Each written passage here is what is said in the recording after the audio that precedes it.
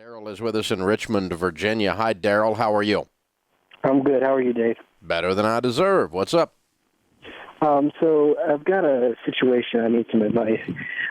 Me and my fiance, our combined debt is over $96,000.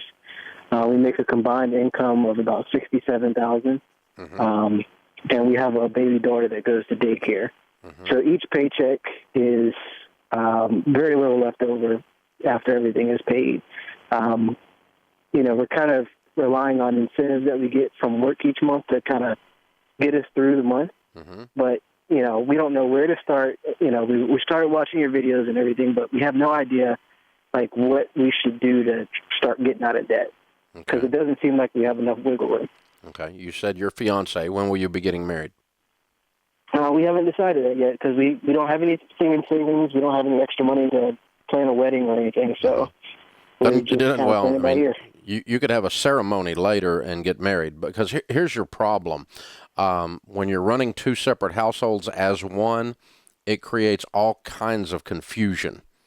And in the financial space in particular is where this is most revealed. And so you're gonna trip over some of this at some point.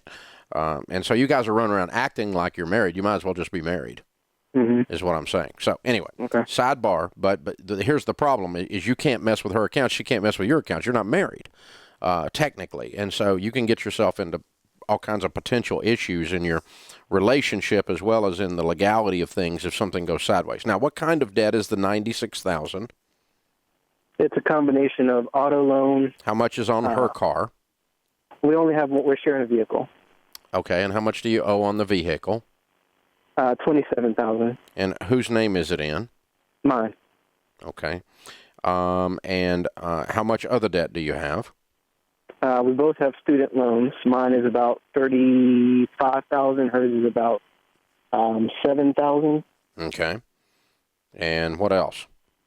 We have a ton of credit cards, and we've maxed out 401k loans. Okay. And how much on credit cards? Combined, probably about $14,000. And how much on your 401k loans?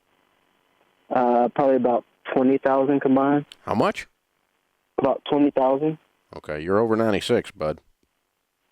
I don't have the actual figures right in front of me. All right. Guessing right now. So, all right. You need the first thing we got to do is get some detailed figures. Okay, and then we're going to list them smallest to largest, and then I'm going to look and see.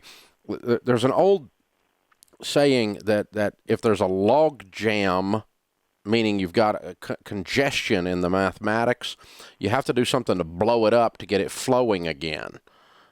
And that comes from the old days when they used to run logs.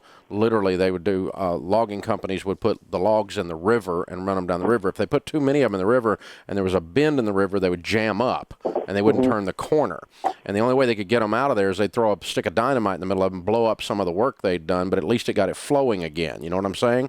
And when you've got all the money plus some, all the money you make plus some going out every month, you got a mathematical log jam. Do you see what I'm saying? Yes, sir. And that's why you're calling me, because this sucks. You got stress everywhere, don't you? Yes, sir. Okay. So and if I woke up in your shoes, I would say I have a radical mess, and so the solution is going to have to be radical. So your life's getting ready to get highly uncomfortable so that you can fix this and get comfortable. Short-term pain is going to give you your long-term peace of mind. You know what I'm saying? Yes. So if I woke up in your shoes, what I would do is I would get on a written budget every month before the month begins. And that is jump on everydollar.com. It's a free online tool. You and your fiance can build your budget there together. The second thing I would do is I would sell everything in sight. I'd have a garage sale.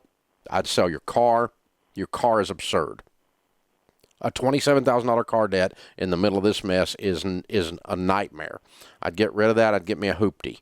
I might get me two hoopties, two $1,000 cars, so each of you have a car and you've got a spare. But get rid of this mess. That gets we're upside down on the car, so... Well, you're going to have to borrow the difference or sign a note for the difference. But you got to get rid of this car. This car is out of control. Keeping it is not going to work. You're not going to see the inside of a restaurant for the next 3 years unless you're working there. Mhm. And you're not going on vacation. You're working all the time, and you're working 2 or 3 extra jobs, both of you, because you got to get your income up to attack this. And then you can make some progress. But, and I can see you being completely debt-free, no debt at all within 3 years. But it is going to be 3 years of hell, dude. Now, the question is it worth it? How would it feel like right now if you had no payments?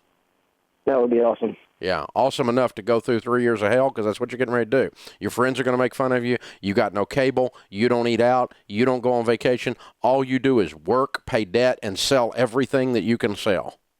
Mm. If you'll do that, you can turn this around. But that's the formula.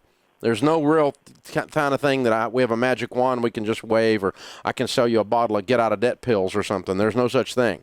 It's hard work, and it's deep sacrifice. And, dude, you've got a big enough mess here with that baby and this girl looking at you to get married, and, this stuff's piling in on you. You got to be feeling the pressure. If I was you, I would be, aren't you? Absolutely. And for me, I'm just going, this sucks, so I'm gonna get radical and clean this up and get my life back. So if I understand, you say it is okay to get just a little bit more debt to get out of the car. Well, you've already got $27,000 in debt. If you sell it for $25,000, you sign a note for $2,000. Now you got $2,000 in debt instead of $27,000. Right. It's not more debt; it's less debt.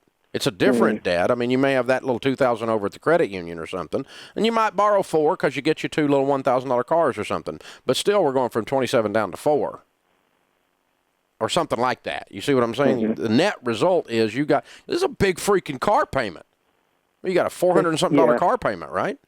It's $470. The actual total debt is $24,814. Okay. I've got all my numbers here. So. Cool. That's exactly how I would do it. Jump on to everydollar.com, and I'm going to send you a copy of the book, The Total Money Makeover.